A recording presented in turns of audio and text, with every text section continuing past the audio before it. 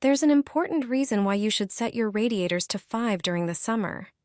It sounds strange, but it makes sense. It can save you a lot of stress and money in the fall. Many people, when their radiators aren't in use during the summer, leave the thermostat valve set to 0, thinking it's the best solution. However, what seems like a simple method can lead to problems during the heating season. After weeks of inactivity, the radiator valve can get stuck. Dirt and limescale accumulate, and when the first cold days arrive, the radiator won't heat.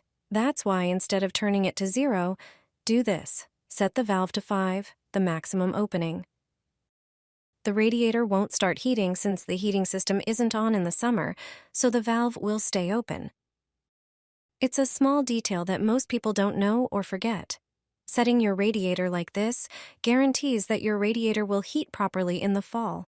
With this method, you'll save time and money on repairs. No stress, no extra expenses, and no cold evenings under the blanket.